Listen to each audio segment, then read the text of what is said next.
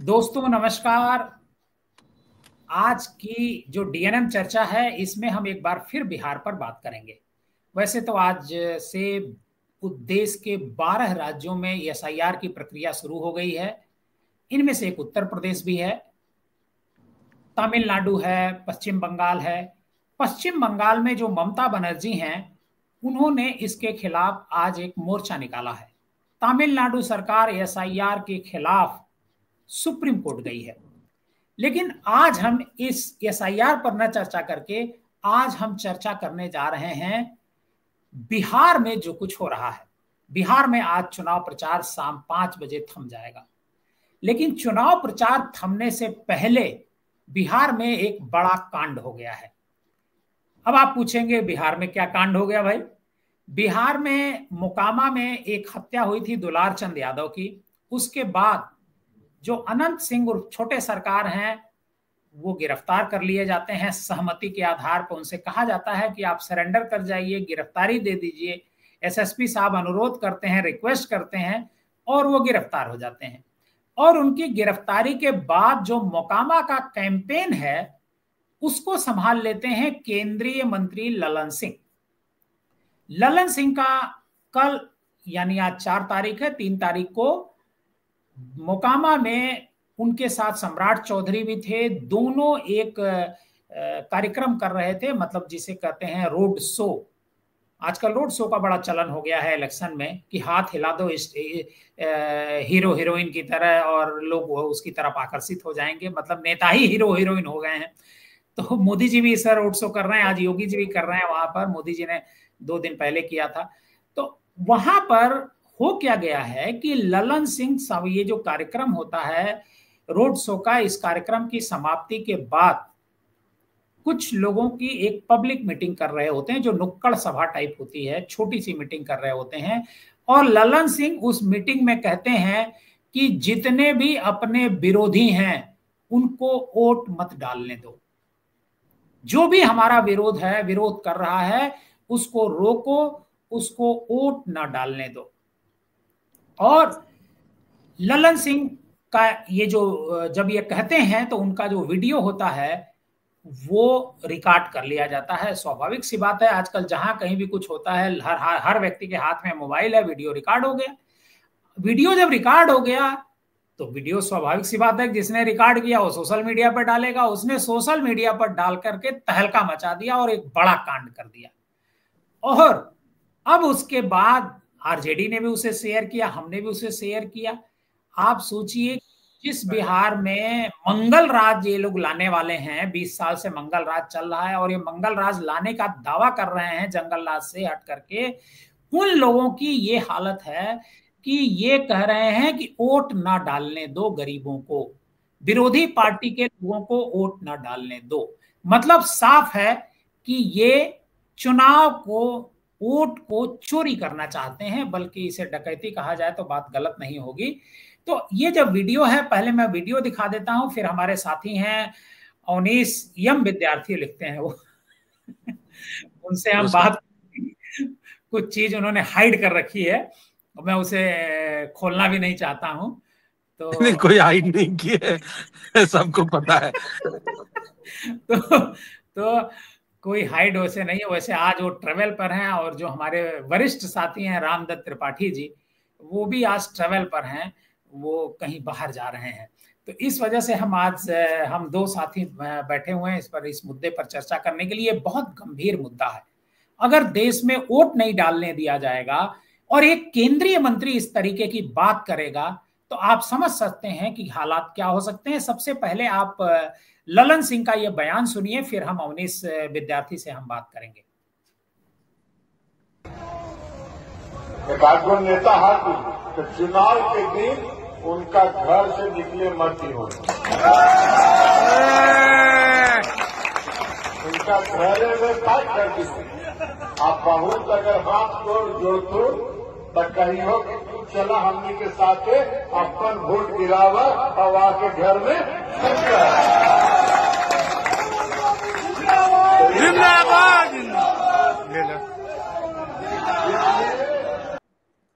अब आप देखिए कि पब्लिक जिंदाबाद का नारा भी लगा रही है।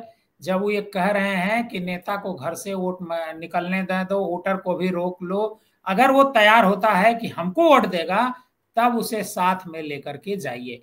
अवनीश जी, मैं पहला कमेंट आपका जानना चाहूंगा कि बिहार का इलेक्शन क्या बुरे तरीके से एनडीए फंस गया है जो इस तरह के कदम उठाने पड़ रहे हैं उनके मंत्री को? मैं एनडीए के फंसने की बात तो नहीं कहूंगा कि एनडीए फंस गया है या एनडीए बहुत पिछड़ गया है या उनकी रणनीति में कोई ऐसी कमी है या महागठबंधन को उसकी कोई लहर चल रही है। लेकिन इससे इतर मैं बात करूंगा, ये मसला बेहद गंभीर है। ये गुंडई की भाषा है।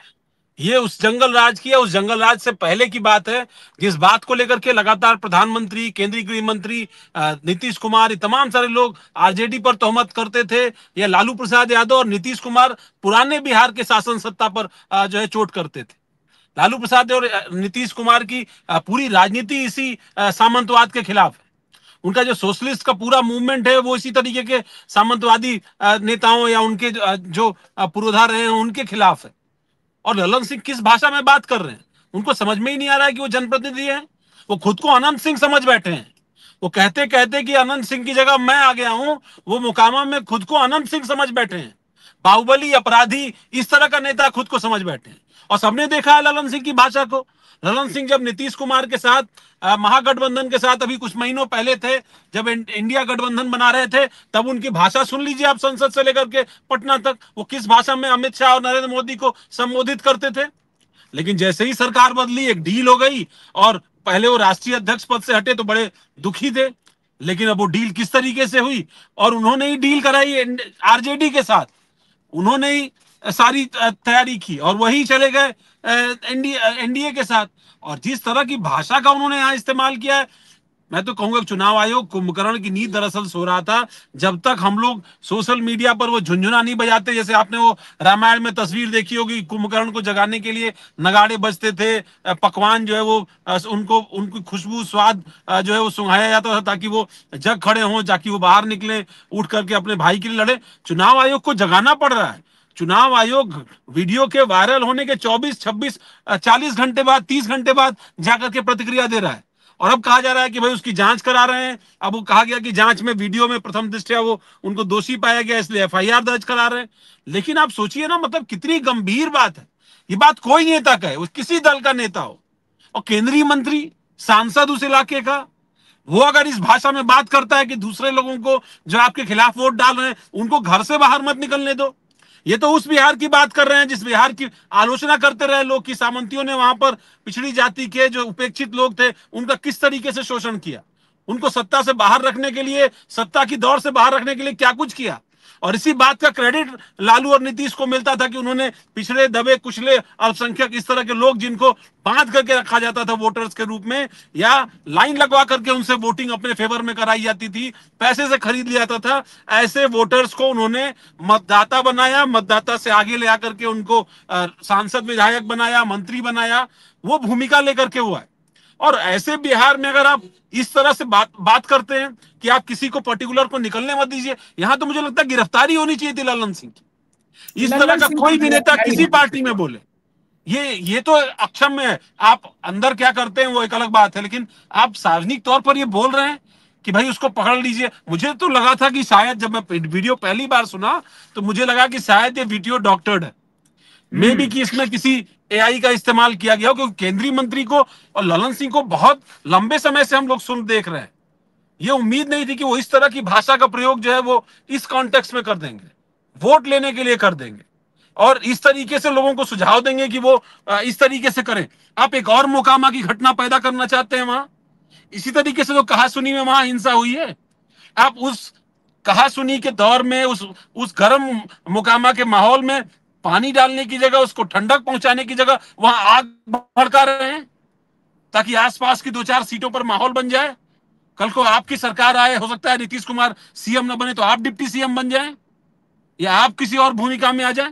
ये बात जेडीयू के अंदर दरअसल अंदरूनी वर्चस्व की भी है कि विजय चौधरी। बहुत अच्छा पॉइंट आपने उठाया आपने कि ये जेडीयू के भीतर अंदरी आंतरिक जो वर्चस्व की लड़ाई है पार्टी पर कब्जे की, क्योंकि नीतीश कुमार स्वस्थ नहीं है और लल्लन सिंह और संजय झा और मनीष वर्मा, एक तीसरा पार्ट भी है मनीष वर्मा का, जो रिटायर्ड वीआरएस लिए हुए आईएएस अधिकारी हैं। नहीं, उसी तरह से विजय चौधरी और अशोक चौधरी भी हैं, वो भी इतनी आसानी से इन लोगों को ये बात बिल्कुल आप ठीक कह रहे हैं कि इतनी आसानी से लल्लन सिंह पार्टी पर हावी नहीं हो पाएंगे। लेकिन ये जो लल्लन सिंह की भाषा है, मैं एक और वीडियो देख रहा था, राजदीप सरदेसाई हैं, एक बड़े पत्रकार हैं, वो लल्लन सिंह के सामने जब कल माइक लगाते हैं और पूछते हैं कि आप कह रहे हैं कि हर व्यक्ति अनंत सिंह बन जाए, और वो सवाल करते हैं कि ये जो मोकामा है, ये जो मर्डर हुआ है, माफिया के बदले माफिया जो चुनाव लड़ रहा है, तो वो कहते हैं कि आपके आंख पर एक अलग तरीके का चश्मा लगा हुआ है। तो मतलब कितना इन लोगों के भीतर अहंकार है, और पब्लिक उस अहंकार को ताली बजा करके एक तरीके से अप्रिशिएट करती है। हाँ, बिल्कुल ठीक बात है, और वो अहंकार दिखाई पड़ता है, और आज से नहीं दिखाई पड़ रहा है, बहुत लंबे समय से दिखाई दे रहा है। मैं भाषा शैली की उस वक्त भी आलोचना कर रहा था जब वो सदन के अंदर जेडीयू के या इंडिया गठबंधन के सांसद के तौर पर बोलते थे, और उस वक्त तो केंद्रीय गृह मंत्री या प्रधानमंत्री को भी बड़े बुरे तरीके से नवाजते थे, बहुत उनकी भाषा शैली अच्छी नहीं थी। तो जो सामंती भाषा की बात होती है, वो सामंती भाषा थी, और वही भाषा वो फिर इस्तेमाल कर रहे हैं। अब तो केंद्रीय मंत्री बन गए, तब तो केवल महज सांसद थे, अब तो केंद्रीय मंत्री बन गए हैं। कम से कम उनको इस तरह की सड़क छाप भाषा तो नहीं बोलनी चाहिए, उनको इस तरह की भाषा जिसकी बिहार ही नहीं सब जगह आलोचना होती है। और अब देखिए, चुनाव आयोग ने, आप लाख सोचिए कि आपकी मशीनरी आपके हाथ में, पर सोशल मीडिया, आवाम की ताकत भी कुछ है, और उस ताकत ने आपको अपना असर दिखाया कि आपके खिलाफ एफआईआर तो हो गई, और आपके खिलाफ नहीं हुई, रोड शो में ज्यादा गाड़ियों को लेकर के आपके और सम्राट चौधरी के खिलाफ भी एफआईआर। हाँ, दोनों के खिलाफ एफआईआर हुई, आपके खिलाफ भी। तो ये गंभीर मसला है, और क्या आचार संहिता का पालन इस तरह के मंत्री, इस तरह के लोग नहीं करेंगे? अब तो अगर आप 24 घंटे का उन पर प्रचार के लिए बैन भी लगा दीजिए तो क्या फर्क पड़ेगा? उनकी अपनी सीट, उनकी अपनी लोकसभा कॉन्स्टिट्यूएंसी, जहां उनको अपना दम दिखाना था, वहां तो आज प्रचार खत्म हो जाएगा। तो अब तो वैसे भी प्रचार नहीं हो सकता है, तो जो कुछ करना धरना था उन्होंने कर लिया। पर ऐसे नेताओं को और बाहुबलियों को चुनाव आयोग को रिस्ट्रिक्ट करना चाहिए, और चुनाव आयोग जितनी देर से इस पर रिएक्ट करेगा, आने वाले चुनाव में क्रमशः उसकी जो जिम्मेदारी है, जो उसकी छवि है, उस पर लोगों का भरोसा कमजोर होगा। ये चुनाव आयोग पर हर समय सवाल खड़े हो रहे हैं। पिछले मतलब जब से महाराष्ट्र विधानसभा चुनाव में खड़े हुए, हरियाणा में खड़े हुए, दिल्ली में खड़े हुए, अब बिहार में जो पार्टी है, एनडीए है, उसके फेवर में एक तरीके से चुनाव आयोग खड़ा नजर आ रहा है। मोकामा में जो अनंत सिंह हैं, वो खुद अपने वीडियो में कह रहे थे कि मैं 40 गाड़ियों के काफिले में था, 30 गाड़ियां निकल गई थी। ये जो पर्यवेक्षक गुजरात से 10 आए हैं और कई स्टेट से पर्यवेक्षक गए हैं, ये कर क्या रहे हैं? क्या ये लोग? इंटरेस्टिंग बात यह है कि उस मामले में जिसमें वो खुद कह रहा है कि मेरे साथ 40 गाड़ियों का काफिला था, उसके खिलाफ अब तक एफआईआर नहीं हुई है। हाँ, उस मामले में भी एफआईआर होनी चाहिए। और जब अभियुक्त खुद कह रहा है कि मैंने ये क्राइम किया है, तो फिर तो आपको आचार संहिता के उल्लंघन में एफआईआर होनी चाहिए। लेकिन ऐसा लगता है कि धीरे धीरे चुनाव आयोग जो है वो इस तरह की कार्रवाई कर सकता है, ये भी भूल बैठा है। उसको ऐसा लग रहा है कि सत्ता इतनी प्रभावी है कि उसका एडमिनिस्ट्रेशन और उसका प्रशासन जो कुछ भी वहां पर कदम उठाता है वो समुचित है और उसकी जिम्मेदारी है। अरे भाई, चुनाव में हिंसा होगी, चुनाव में कुछ भी होगा, तो जिम्मेदारी आपकी है, सीईओज की है। अब आप सोचिए कि अब तक किसी राज्य में चुनाव हो रहा होता तो वहां के जो चुनाव के मतलब सीईओ हैं, इलेक्शन के राज्य निर्वाचन अधिकारी, उनका नाम सब जान रहे होते, और बिहार के राज्य निर्वाचन अधिकारी का नाम कम ही लोगों को याद होगा, क्योंकि वो कैमरे पर अभी बहुत हद तक नहीं दिखाई पड़े। मुझे तो नाम नहीं याद है, मैं बहुत अच्छी तरह स्वीकार करता हूं कि मुझे नहीं नाम याद, लेकिन तो इसका मतलब ये है कि आप निष्क्रिय हैं। इसका मतलब ये है कि आप निष्क्रिय हैं। अगर आप सक्रिय होते, आप निकल करके चीजों को ऑन कर रहे होते, 4 जगह आपने खुद जाकर के छापेमारी करवाई होती, कुछ जगहों पर ऑब्जर्वर्स की गड़बड़ियां पकड़ी होती, तब चुनाव आयोग का और चुनाव का इकबाल बनता है। टीएन सेशन को लोग याद रखते हैं, उसके बाद जितने चुनाव आयुक्त हो गए, अपनी हमारी अब आपकी पीढ़ी के बाद की पीढ़ी से उनका नाम भी पूछ लीजिएगा तो कोई याद करके नहीं बता पाएगा। वो भले किसी चुनाव आयुक्त ने जाके विदेश में द्वीप खरीद लिया हो, लेकिन हिंदुस्तान की जनता टीएन सेशन के बाद किसी चुनाव आयुक्त को उस तरह याद नहीं करती है। तो बदलाव करने वाले को याद करते हैं लोग, इससे नहीं याद करते कि वो कितनी बड़ी कुर्सी पर बैठ गया, कितनी बड़ी गाड़ी पर बैठ गया। शायद चुनाव आयोग ये नहीं चाहते। चुनाव आयोग की बहुत आलोचना सोशल मीडिया पर हो रही है इस घटना को लेकर के क्या लल्लन सिंह की, हालांकि ये कानून तो जो जिस धारा में एफआईआर दर्ज होती है उसमें क्या लल्लन सिंह की अरेस्ट भी हो सकती है क्या? नहीं देखिए, मुझे नहीं लगता कि उसमें अरेस्ट हो, लेकिन अगर देख, एक तो आचार संहिता का उल्लंघन का ही विषय है, दूसरा विषय ये भी है कि आप जब चुनाव आचार संहिता का उल्लंघन करते हैं, साथ ही साथ आप किसी को प्रवोक कर रहे हैं क्राइम करने के लिए। क्राइम करने के अगर लिए। अब मुझे धाराएं तो नहीं एग्जैक्ट मालूम है कि कौन सी धारा में, पर अगर किसी को अपराध करने के लिए, यानी किसी को करने से रोकने के लिए, या किसी पर हमला करने के लिए, या किसी को बंधक बनाने के लिए आप अगर विवश करेंगे, तो इसमें तो बहुत संगीन क्रिमिनल धाराएं लग सकती है, और उसमें तो बिल्कुल जेल जाना पड़ सकता है। लेकिन अब ये देखना पड़ेगा कि एडमिनिस्ट्रेशन, जो निर्वाचन आयोग की टीम है, वो किस तरीके से धाराओं का इस्तेमाल इसमें करती है। अगर उसको सही तरीके से देखा जाए, मैं किया एक जाए, छोटा सा तो निश्चित तौर सवाल पर, ये मैं एक और छोटा सा ऐसे में सवाल उनके प्रचार अभियान पर तो रोक तत्काल लगा देनी चाहिए। तत्काल लगानी चाहिए और पूरे इलेक्शन भर के लगानी चाहिए, एक दिन दो दिन का मसला नहीं है ये। मैं एक छोटा सा सवाल अंतिम लेकर के इस प्रोग्राम को आज खत्म करूंगा। ये जो एसआईआर आज से शुरू हो गई है, जिसमें उत्तर प्रदेश भी है, बिहार, बंगाल है, तमिलनाडु है, ममता बनर्जी ने कहा आज इसके खिलाफ एक मोर्चा निकाला है बंगाल में, कोलकाता में, और तमिलनाडु की जो सरकार है वो गई है सुप्रीम कोर्ट में। करीब 50 करोड़ से ज्यादा वोटर का एक तरीके से वेरिफिकेशन का काम ये शुरू हो रहा है। उत्तर प्रदेश में 15.5 करोड़ वोटर हैं, सबसे ज्यादा वोटर इसी प्रदेश में है, 12 राज्यों में हो रहा है।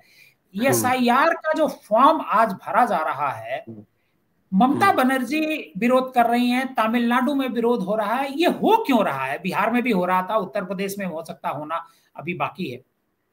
नहीं देखिए, इस विरोध की वजह सिर्फ एक ही है, एक तो ये कि उनको भरोसा नहीं है, दूसरी बात यह कि वो भी चुनाव आयोग पर इस बात को लेकर के दबाव बनाना चाहते हैं कि वो अपने, अगर उनका कोई एजेंडा, या सत्तारूढ़ पार्टी जो दिल्ली में सत्ता में बैठी है उसका कोई अगर पॉलिटिकल एजेंडा है, तो वो उसको उस पर उतना दबाव बना सके कि वो जो कम से कम उनका इंटरेस्ट है वो सर्व हो सके, उसको सुरक्षित रख सके। और इसीलिए ये सारी कवायद जो है वो की जा रही है, चाहे वो स्टालिन मोर्चा निकालने, चाहे फिर वो ममता बनर्जी मोर्चा निकालने। उत्तर प्रदेश के तो जो विपक्ष के नेता हैं वो बिहार में चुनाव में व्यस्त है, लेकिन अभी उनका रुख नहीं पता चला, पर आज से उत्तर प्रदेश में भी प्रक्रिया शुरू हो गई है। अब ये प्रक्रिया कितनी पारदर्शी होगी, किस तरीके से वोटर्स का नाम इसमें निकलेगा, क्या किस तरह से आइडेंटिफिकेशन होगा, उसमें किसको फायदा नुकसान होगा, उस लिहाज से जो है ये सारी चीजें होंगी। पर सारी कोशिश दबाव बनाने की ही है एडमिनिस्ट्रेशन पर, निर्वाचन आयोग की जो टीम है उसके ऊपर, ताकि वो अपने पक्ष को जो है वो कहीं ना कहीं मजबूती से सामने रख पाए, दबाव बना पाए कि निष्पक्ष तरीके से हो पाए। अब वो निष्पक्ष उनका पक्ष हो जाएगा या इनका पक्ष हो जाएगा, ये देखना दिलचस्प रहेगा। ये वक्त बताएगा। आज के प्रोग्राम को हम यही खत्म करते हैं। लेकिन जो लल्लन सिंह ने कहा है वो निहायत ही गंभीर है और एक आपराधिक कृत्य है। लल्लन सिंह के खिलाफ एक कड़ी कार्रवाई होनी चाहिए, क्योंकि उन्होंने वोटर को धमकाया है, वोटर को रोकने की कोशिश की है। एक तरफ चुनाव आयोग कहता है कि ज्यादा से ज्यादा संख्या में लोग वोट डालें, सभी लोग वोट डालें, वहां की एक डीएम है, उन्होंने इस पर एक गाना गाया है, और दूसरी तरफ जो केंद्रीय मंत्री हैं वो कह रहे हैं वोटर को रोको अगर वो हमारे विरोधी दल का है तो। आज की चर्चा में बस इतना ही। आप हमारे साथ बने रहिए, हमारे जिस भी प्रोग्राम, मतलब जिस भी चैनल पर ये आप हमारा ये प्रोग्राम देख रहे हैं, उस वहां पर हमारे इस प्रोग्राम को लाइक कीजिए, कमेंट कीजिए और ज्यादा से ज्यादा लोगों को शेयर कीजिए। अगर आपको लगता है कि हमारा ये इस प्रोग्राम में आप कुछ और देखना चाहते हैं तो हमें कमेंट करके जरूर बताइए।